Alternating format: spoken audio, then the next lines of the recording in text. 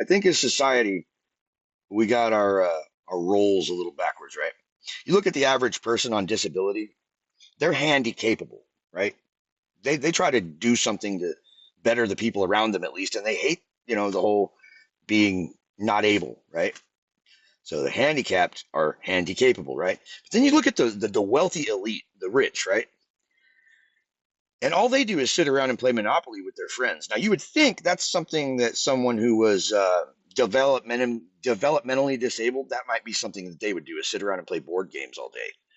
But no, they actually sit around and try and make the best of themselves, and people encourage them to do things that I'm not even sure if old Richie Rich could wipe his own ass. It must be all the inbreeding, I guess. Go figure. But maybe we should swap the roles, all those people, because they're so freaking, they're actually not really disabled, I don't want to give them any ideas, don't take the money away from them or anything, but like they actively try to fucking contribute, even though society has deemed them unable to contribute. But then you go to the other side, and they have a hard time doing anything for themselves except for stealing our money and rigging elections and rigging a system to where it fucks us all out of everything and profiting off of all of our misery. Hmm. That actually sounds like somebody that belongs in an asylum. But, keep letting them rule. That's a great idea. If the inbreeding doesn't catch up to them and we don't have another French Revolution, maybe they'll all just shuffle off and be less of a problem. But no, I doubt it.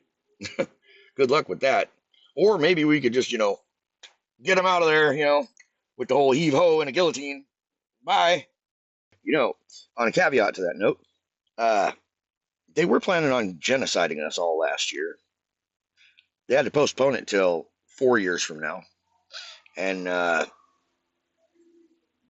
you prefer to spend the next 4 years doing dumbass shit and trying to take care of your family without actually fucking doing anything about the major problems, well, then don't blame anybody else when you end up on a gallows.